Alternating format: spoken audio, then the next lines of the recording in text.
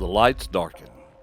Nervous laughter fills the room as a group of friends sit around a small coffee table, where a strange-looking board, covered with numbers and the alphabet, lies in between unsuspecting users. As they place their hands on the triangle planchette with the round viewing hole, they cast a quick glance at one another, trying to decide, silently, who is going to ask the first question as they begin their journey through myths and mystery.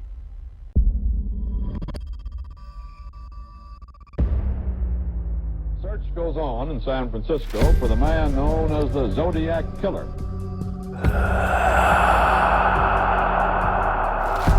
The Army Air Forces has announced that a flying disc has been found and is now in the possession of the Army. A community off northern Vancouver Island is at the center of an eerie mystery. People in Alert Bay say they've been hearing strange screams and howls from the forest at night.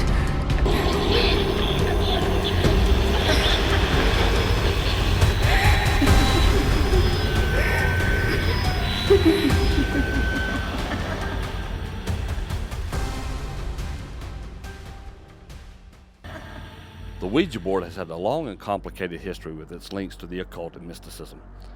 Planchette writing dates all the way back to the Song dynasty of China in 1100 AD and became a central practice of the Quanzhen school of mystic Taoism until it was forbidden by the Qing dynasty. China wasn't the only country to use planchette writing, as ancient India, medieval Europe, even Greece used forms of this technique to define wisdom from the dead. But it wasn't until the 19th century, as spiritualism peaked, that the Ouija board was created and commercialized. Writing boards themselves date back to 540 BC in Greece. Religious practitioners claim there are no good spirits that talk through Ouija boards, only demonic entities trying to cross over the ethereal planes to possess, tempt, and corrupt unsuspecting victims. Harry Houdini wrote back in 1924 that 5 people in Cerrito, California were driven insane because of their dealings with a Ouija board. Parapsychologist Martin Eben wrote, "It all may start harmlessly enough, perhaps with the Ouija board, which will bring startling information, establishing credibility or identifying itself as someone who is dead. It is common that people, as having been chosen for a special task," he continues, "quite often the Ouija turns vulgar, abusive, or threatening. It grows demanding and hostile, and sitters may find themselves using the board compulsively, as if possessed by a spirit or hearing voices that control or command them. There are many stories of people's strange experiences with Ouija boards. I sat down with a couple of friends who had strange stories of their own. Take a listen." All right, Heather, so let's talk about your stories, your ghost stories. Oh, what do you got? I've got several. I've got like good ones, and then I got an evil story. I mean, like I've experienced with the good spirits, and I have experienced some evil bad spirits. Let's talk about them both then. Let's do both of them. Okay, we'll talk about the good spirits first, because that's how it all started. I guess I was around 14, and my mom was so into all the ghost stories and stuff. So growing up, I was like, "Mom, why are you so into it?" And she's like, "Oh, I believe there's spirits or something there." Well, it all started, we had lived in this house, hadn't been there very long, and we had just gotten like a new, it was a camera, and it had the floppy disk in it, and so we had my brother was taking pictures, and we had looked at one of the pictures, and it had these orbs in it, and we were like, "Wow, what are those?" Well, then he blew up one, and it looked like a screaming lady's face inside one of the orbs. Oh, wow. And I was like, no. So he started just taking pictures in the house. Well, there ended up being more. And in one of the pictures in my bedroom, in a mirror in the corner, it looked like this creature with horns. And I mean, like, it was like something you would almost draw, like in a cartoon thing, but it was the evilest looking thing, and it just stayed right there. And then he took another picture, it's gone. So that's when we first started thinking, oh, there's something going on in the house. Well, my grandmother had passed before we moved in this house, and I was so close to her. Well, one night, in the middle of the night, something woke me up. And when I opened my eyes, my grandmother literally was at the foot of my bed, glowing, and she looked young. I mean, like, I don't remember her that young. I mean, but she was beautiful. never said a word, but it was like I could hear her Yeah. speaking to me. I knew what she was saying without actually speaking. She was speaking, and all that she said was, Heather, don't worry, you're going to be okay. Well, I was like, oh my gosh, because I had thrown the cover over my head when I saw her, you know, and I'm listening to her talk to me. And I'm like, what is she talking about? Is something bad fixing to happen to me? Am I going to experience something? So I throw the cover down, and she was still there. She's just looking at me. So then I threw the cover back over my head, and then I waited, and then I looked, and she was gone, and I ran to my mom and said, Mom, I said, Mama was here. She said, what? So she comes to my bedroom and sits there like all night waiting for her to come back. Oh. So then it was about a week later, and the same thing happened. This time it looked like she was over near a window, and it looked like she was sitting in a chair. There wasn't a chair there, but she was actually like in the sitting motion. And she told me again, Heather, and this time I watched her. I wasn't scared this time. I was ready for her. And she just kept saying, Heather, don't worry. Everything will be okay. Okay. Well, that was the last time I saw her. Well, then things started happening in the house. We had like some candles out for Christmas. And it's kind of, you have to put the batteries in. Oh, yeah. No batteries in them. And some of them would come on. Oh, wow. Yes, on the mantle. I'd look, and it's like, Mom, there's no battery in there. She goes, I know it. And we just sit there. So then that made us get the Ouija board. We went and we got the Ouija board. My mom was so into it. My brother kind of got into it. So we said, we're going to do this. And my dad's like, y'all are crazy. Y'all are crazy. And it's like, yeah, we are. We are. So we pull out the Ouija board one night, and we're sitting there, and I'm telling you, I know a lot of people will say, oh, you just move it as you want to. But I'm telling you, there is a force to be reckoned with. And I never would have believed all of this if it did not happen to me. If somebody told me this, I may not believe them. And so we started talking on the Ouija board, and there was a little kid. It was a boy who came out, and he was talking to us, and it said something about his sister. And it was something about the father did something to the sister. It was crazy. It was like sister killed by dad or so. It was some crazy. And then all of a sudden we said, goodbye, spirit. And we got done. My brother, he just said, okay, I'm done with this. I'm done with this. We're not playing this game. Heather, did you do that? No, I didn't do it. Did you? And I said, Mom, you scared us? No.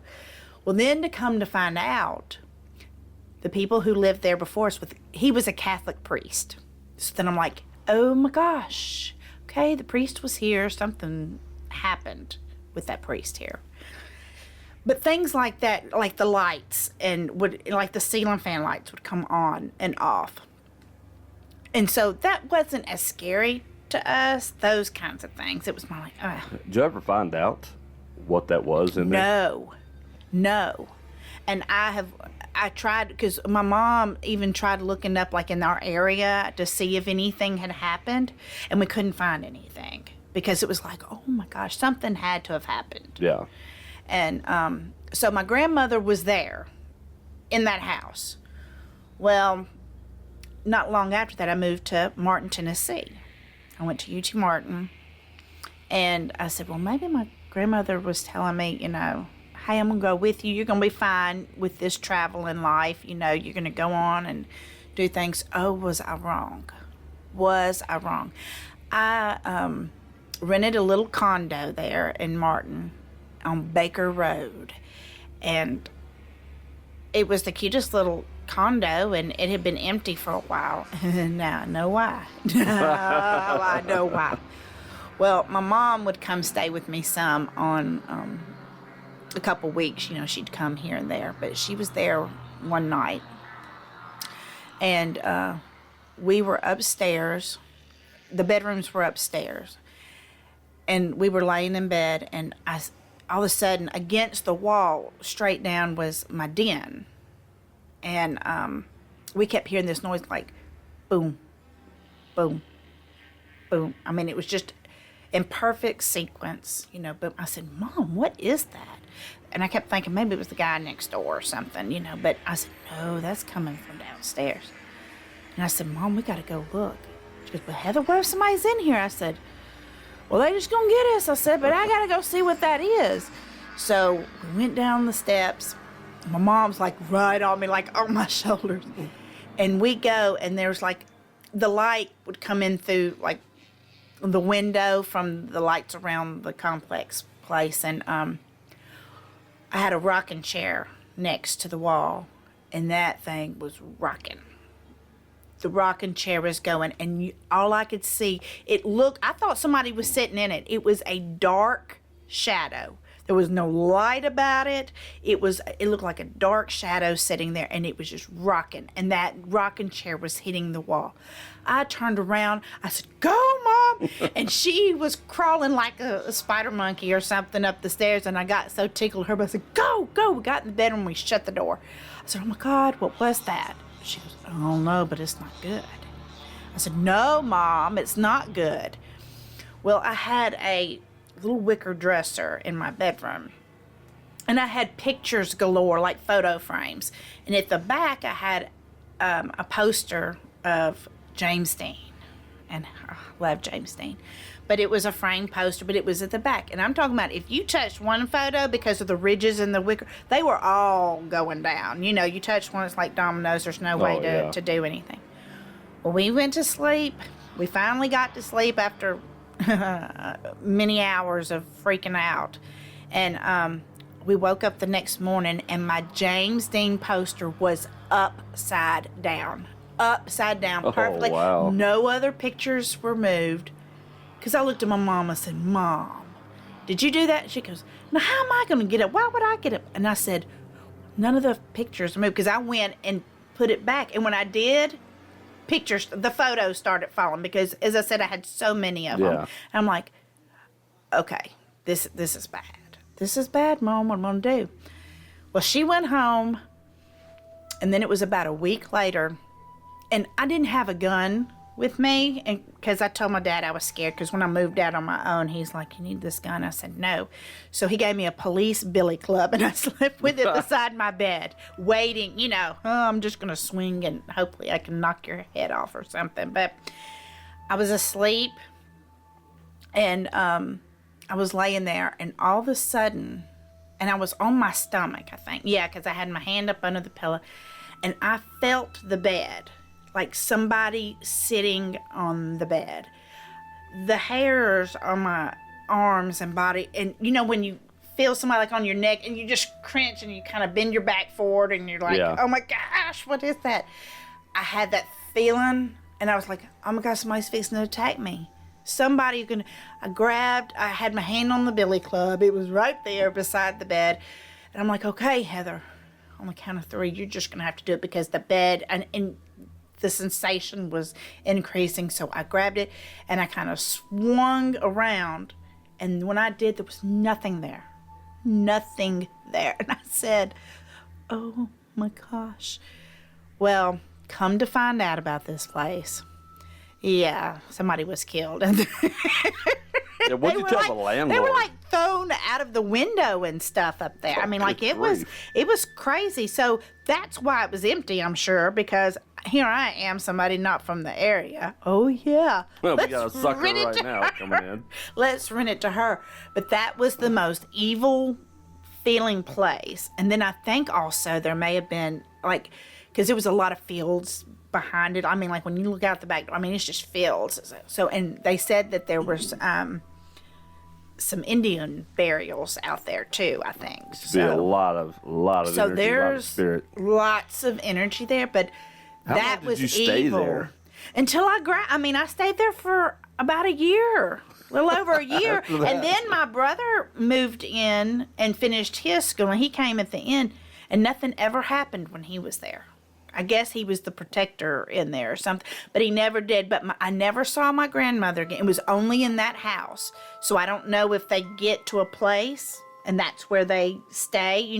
Some people say that once they come, that's where they are until whenever. So, because I never saw her again after that, but she said, you're going to be okay. Maybe she meant you're going to survive. I'm going to look after you. I don't know. But that, I never felt so much evil. Yeah. And with my grandmother, it was just more, it scared me when I first saw her and the things that were happening, but it was more of a peaceful. It wasn't like, ooh, I'm scared out of my wits. It was just more like, okay, she's just coming to visit. And I kind of got excited because I was really close to her.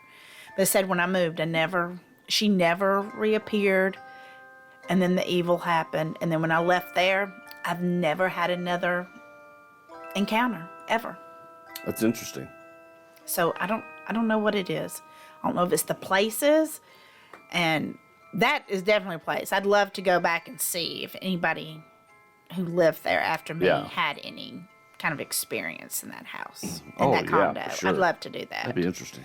Yeah, it was crazy. I'll bet. Appreciate you sharing that, though. That's pretty awesome. Yeah, so I'm all about it. Oh, one other thing did happen. Yeah, I did have an encounter. Oscar's, my husband's father had passed, and it was about 2 years later, I guess, maybe. And I saw him standing in our kitchen. I mean, full-bodied, with the same glow and the young look like my grandmother. I mean, it was like a younger, it's not what he looked like when he passed away. So both of those looked young again. Oh, it was yeah. like they were renewed in their body or something. I don't know. It was really weird. How'd Oscar take that news? I tried to explain that to him, and he said, I don't hear it, blah, blah, blah, covered his ears. I'm like, no.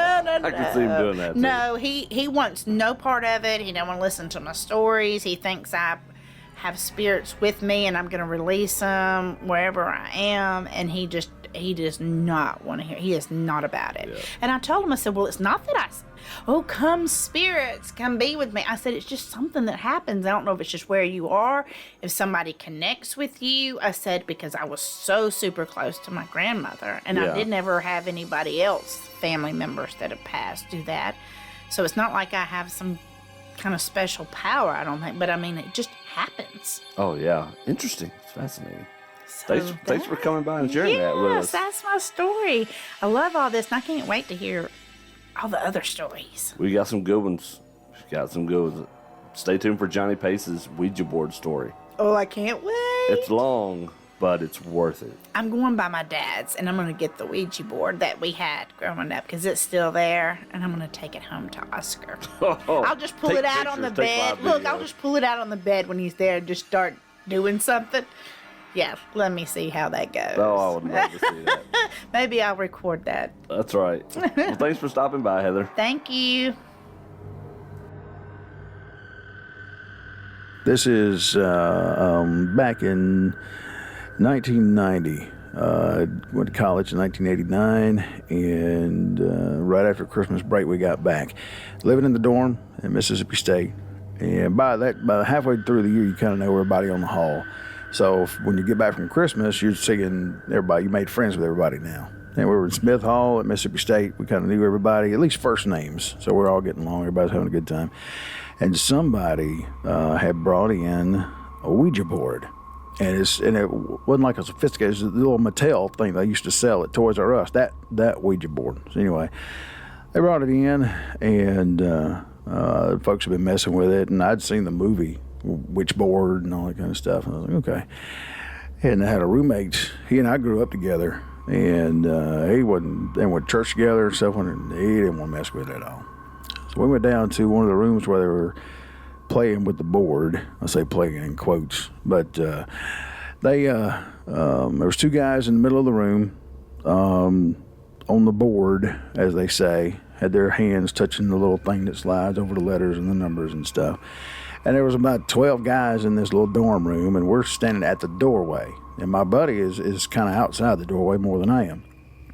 He's about a foot shorter than me, too. So I'm looking over into the room, and they're asking it questions and testing it, and because it'll spell out the answers a little bit at a time. So anyway, we're sitting there. I knew, and some of the guys are from Kentucky, some of them from Louisiana, a lot of guys from Mississippi, that kind of thing. But he and I were the only two that knew each other before we actually got to the hall that year. So we're sitting there, and these two guys are on the board, and they're like, I don't know, I think it's fake or whatever. So okay. what's Johnny's mother's first name? And the guy that asked, I don't think knew my last name. What's Johnny's mother's first name? Now, the only person there would have known that is my buddy who's behind me. And he would have said Virginia. That's what she goes by. But her name is Mary Virginia.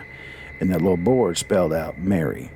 Oh, wow. And he looked at me, and I looked back at him, and we were like, So I'm a little bit more to the macabre stuff than he is. He was done. He just went back to the room, our dorm room, and I was kind of intrigued. I said, okay, this is different, because I'd never messed with one before.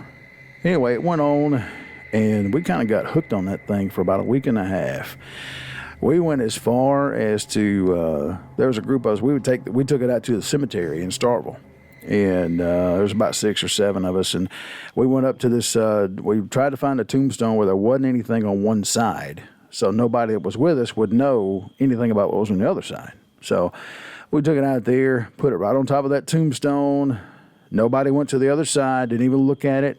And when we asked it all these questions, when were you born, when did you die, all the stuff we could answer from the tombstone. How did you die? And it was like cancer with the answer we got and all this stuff.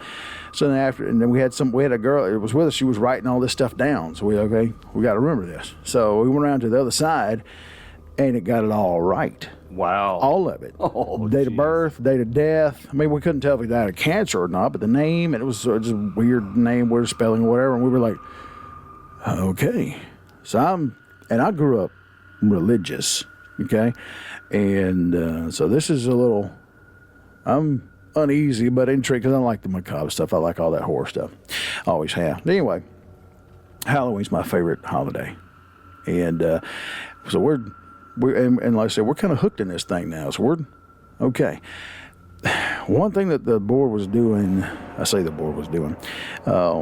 the other folks that were messing with the board, they would get tired of it and hand it off to somebody else. I'm like, why? Because and you've seen the boards. They got the letters kind of in a half moon over the top, and the numbers across the bottom. And sometimes it'd be like a figure 8 kind of shaped as a little thing with I don't know what the thing is called. It's got the little window you look oracle. Through. There you go. Yeah. I'm glad you know. I couldn't remember. Anyway, so it would slide either a figure 8 king, or it would just like sweep through the letters and then sweep through the numbers. And this one, it kept going to go through the numbers and through the letters, and it would go pretty fast. But after people started asking it questions, it would go over to the A and to the X and the A and X, and it'd speed up and go just AX, AX, AX, AX, and then it'd slide off the board, and it was through, and they couldn't get anybody to answer them anymore when they were trying to get on the board. So they would get frustrated with it and hand it off to somebody else. So it got handed to us, and we're looking around this thing. And one night we got on the board. I tell you how hooked we were. We got on the board at 10 o'clock one night, and we were on it until 6 the next morning. Oh, my gosh. And, well, I mean, when it's spelling out one word at a time, it takes a little while to get answers to all these questions. So, but we were in the room that was on the end of the hall, which was a little bit bigger than everybody else's room, just because it was on the end. And to kind of give you a setup in there, it was the door went into the hallway, of course, of the dorm. And just inside the doorway was a couch kind of on an angle.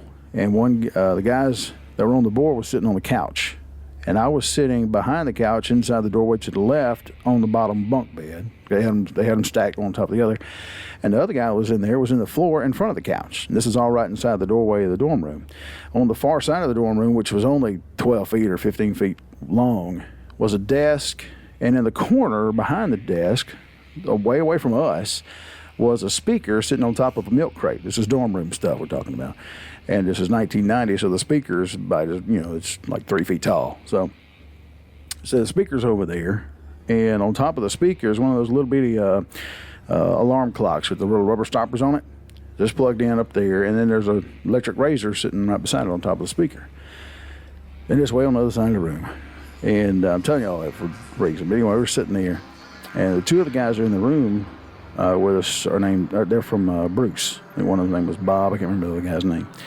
We never did see each other after that year in school. But two guys from Bruce. And there's one guy from Bruce and another guy named Steve. I remember Steve Hawkins' name. He was from Kentucky. And they were on the board. And if I remember right, it was Steve. And so we're all over there together watching the board and asking all these questions. And through the course of the evening, and the spirit, in quotes, everybody was talking to, her name was Nicole.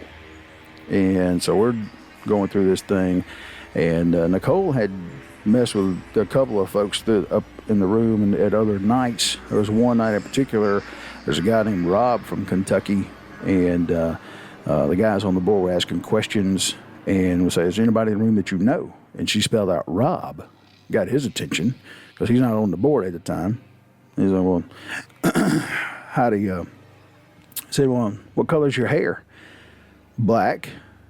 And Rob said, ask her if it's long or short. Long. He's starting to sweat a little bit. And we're like, what's going on? So he said, ask her how she knows me. And it spelled out dream. So we're freaking out a little bit because he's freaking out a little bit. And they flipped the little oracle thing over because you're supposed to do that, or whatever difference that makes. Yeah. So we did that, and we're like, Rob, what's going on? He said, well, I've been having a dream for about 3 weeks. And just not every night, but a recurring dream about, for about 3 weeks. And I'm sitting in a Mississippi State ball game in the bleachers down the left field line. And beautiful day for baseball, watching the game. I'm sitting there, and I look over to my left, and there's a beautiful girl sitting there with long black hair. And she looks at me, and I look over at her, and we lean in, and we kiss. And the dream ends. So he's freaking out. And we're like, this is cool. Okay. And so the night that we're sitting in there talking to Nicole in this room, in that little dorm room, those guys from Bruce, we're talking to Nicole. And, or whoever this is, it wasn't just Nicole. And it took us a long time to get to this, but the gist of the story is Nicole said that, how did you die? She says, I was murdered. Oh, do you know who killed you? Yes. Who? And she spelled out this name. It's a German name, really long name. And one of the guys from Bruce that wasn't on the board went, whoa. And they're like, what are you talking about? And he was the one on the floor in front of the couch. He's like, I know somebody by that name. And we're like, Nicole, is the folks that by which one that he knows? Yes. So we flipped over the little oracle thing. Okay, what's going on? He said, there's this old couple he said they're like 90-something years old, and they live down the road from, he's talking like 3 or 4 houses down from him in Bruce. And so we start talking to Nicole again. And what she says is they murdered her. I said, well, how? Poison. They poisoned you. Yeah, so I don't know if we got into why or whatever, but she said her plan was, she said that Rob, who she knew from Kentucky, the guy from Kentucky, he's going to meet a girl, blonde-headed girl, and going to marry her. And when they're at the altar, Nicole said, I'm going to possess that girl. And they're going to be living somewhere in the Northeast. She got it down to that much. She's going to get in a car and drive down to Bruce, Mississippi, and murder this old couple with an AXAXAXAXAXAX, and it just went off the board, and we were like, whoa. Oh, wow. And about that time, we heard a bang from the other end of the room, down back there where the desk and stuff was. Like boom. We're like, whoa, and we cleared the room. And just to let you know, we were hooked on this thing. We took the board with us when we cleared the room. I jumped the couch, and we were gone. We went to Steve's room and sat down and locked the door like we thought that was going to do something. Yeah, really. We sat down on the floor in there, put the board up there. Okay. All right. And we started working on the thing again. I don't remember which two of us were on the board, because you're supposed to have 2 at a time. That's the rules, according to the movie. So we're sitting there and, okay, what was that? And it spelled out razor. We're like, okay. So we flipped the little thing over, and we go back to the other room cautiously. We walk in, and on the other end of the room by the desk, over where the speaker was I was telling you about, the razor that was on top of the speaker is now standing up, leaned up on the front of the speaker on top of the milk crate that the speaker's sitting on. like right in the front of the speaker. And that little clock, their alarm clock that was on top of the speaker, is now at its cord length against the desk on the floor. So we're thinking the bang was the little clock hitting the desk and then hitting the floor. Yeah. But there wasn't anybody over there. We were only 4 in the room. So we go back to Steve's room, because we didn't want to be in that room anymore. And we got back down on the thing. We're like, was that you? And Nicole said, yes. And we said, why did you do that? And it spelled out, joke. And if you're not on the board, you're not supposed to be able to talk to the spirit or whatever. Guy that wasn't on the board, excuse my language here, so there was a joke. She spelled out joke. He said, bitch. And it went to yes. We're like, oh, righty then. But this is what got me about the Ouija board thing, is that while Nicole was on this thing, we would touch it like you're touching the hair on your arm with like the tip of your finger, and that's it. Like you're trying to touch a feather without making it move. We would touch it like that, and it's still going 90 miles an hour around this thing. Actually, the guy that was on the board with me a couple of times, I'd get him to touch it that way, just with one finger, just barely touching the thing, and I would put my hand against the side of the oracle to try and slow it down, and I could not slow it down. That was the only thing touching it, was him touching it like you're touching the hair on the back of your hand, and my hand on the side, and it was pushing my hand. So we were flipping out. And like I said, that's the night we were on it for so long. And this is over a culmination of a week and a half or whatever. But anyway, we got all that story, and then we had to get away from it for a day or two. Went back to it, got back in that room again, with the couch and stuff, where stuff was flying across the room. We got in there, and we got on the board. And whereas when Nicole was on it, it was sweep the numbers and letters real fast. Shoot, shoot, shoot, shoot, shoot. This time we got on, so is anybody there? And the little thing started moving like it was trembling, real slow. It'd go kind of through the numbers and kind of on the bottom, through the letters and then kind of on the bottom through the numbers, just trembling. We're like, okay. Nicole, is this you? And he went up to no. Well, what's your name? And it spelled out Alice. Okay. Are you afraid? And it went to yes. So, well, what are you afraid of? And it spelled out Nicole. So then we asked Alice, why are you afraid of Nicole? And it trembling. Like it was just shaking. And it went over to the S, and then to the A, and then the T, and back to the A. And it was trembling going over towards the end, and right before it got to the end, it stopped. And at that point, I was out. That was the extent of my Ouija board experience, because I told the guys, I said, look, y'all, I've seen the scripture where it talks about avoid talking to the dead. It didn't say you can't, just avoid it. And I don't know what it was we were talking to or who it was we were talking to, but I don't want to talk to anybody anymore, not through this thing. And so we passed it on. They messed with it for another day or two, and they passed it on to somebody else, and they took it up to the second. It was just a 2-story dorm. Somebody took it up to the second floor, and they talked about some weird stuff happening up there. Like, y'all, I don't want to hear it. I'm done. You were completely finished. I'm through. Now. Mattel made this thing, and it's like, okay. And I don't want one in my house. I won't let one on my property. There was it wasn't long after we bought the house in Batesville. There was a girl from church. We were having a girls' night over, spend the night party with some of the teenager stuff in the youth group. And we're going to bring a Ouija board over. We're going to, no, you're not. No, I ain't having it in my house. I'll leave it in the car. I said, no, it ain't on my property. You can't have it on my property. And she was like, oh, and then I told her what happened at the state, and then Nicole then is spelling out, it could have been Satan or whatever, and she's like, oh. So I don't, You were serious? No, yeah, still to this day. You guys, my wife, I don't mess with them at all, because And I was talking to a friend of mine the other day. If it's really something there, then that's because there's a spiritual world that's going on around us. Because even the Bible talks about there, you entertain angels unbeknownst. So they're out there, and Satan has power here. So whatever he can do, I don't know what he can do here and what he can't do here. I just know I don't want to be a part of it.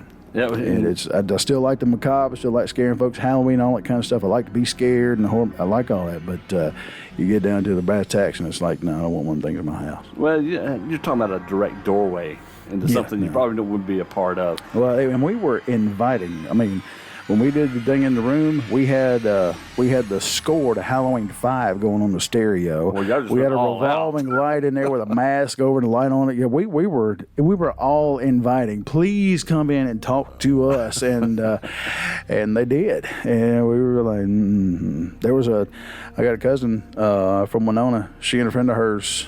That friend of hers, they were in an old house. I don't remember exactly how they came apart. If it was in a house and they found it or what, but they had like an old wooden Ouija board with the oracle that had the crystal in it and the brush tips and stuff, and they had that, and they messed with it from time to time, and they found out some stuff on that she would not talk to me about.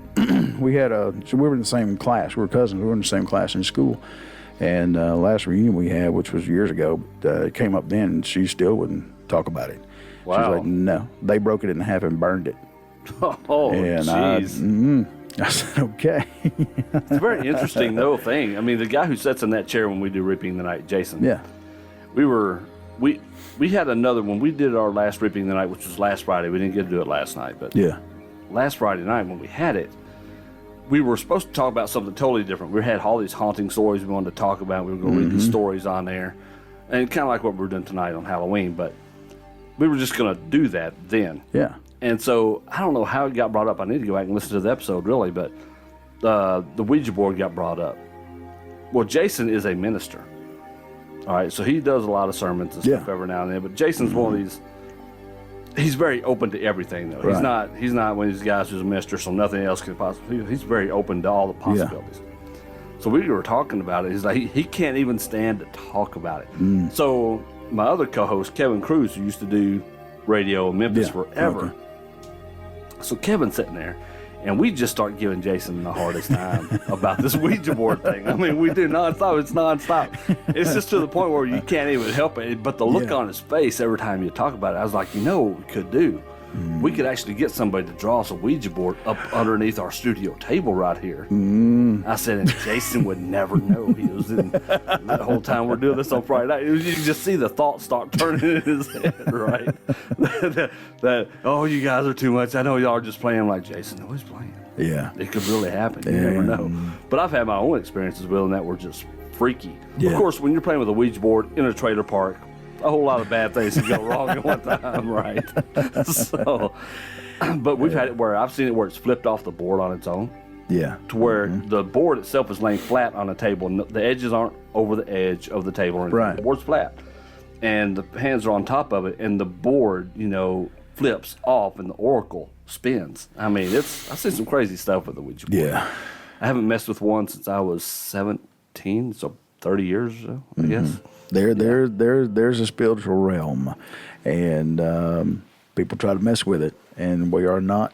I mean, we are spirits, we are souls, and there's a spiritual realm there that we can't really see, and people try to mess with it, and I know that sometimes it messes back. Oh yeah, and there's actually you're opening a door right there, and we can't see the door, we can't see what's coming through the door, but there's something there, and I don't mess with it anymore. Like I said, I still do the haunted house stuff. I like to do that, and we're going to haunt. We're doing the haunt my mother-in-law's house, tonight for Halloween. Just have a good time with trick-or-treaters and scare them and all that kind of stuff. I'd love all that because when I was growing up, those are the houses I remember. Are the houses that scared me. So that's we did that when we first bought our house. We don't have trick-or-treaters down our street anymore, so we'll go out. She lives close to a cemetery, so we'll go out there and do that and have a good time and scare the trick-or-treaters and might even get a couple bags of candy dropped when they're running away. But and that's all in fun. But as far as when it comes to serious stuff, I mean, you're playing with something that you really don't know what you're playing with. It's like playing with fire, but you can't see the fire. That's right. And they'll get you burned. Absolutely. It singed me a little bit, and I was, okay, y'all can have it from here. See ya. That was more than I wanted. Are Ouija boards a tool of the devil? Do they lead to obsession and drive their users insane?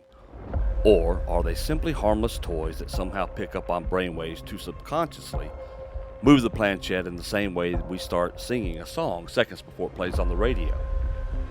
Whatever the explanation, the controversy surrounding these witch boards will continue to stir passionate debate. Until next time, be prepared to follow us through the black door in our search for myths and mystery.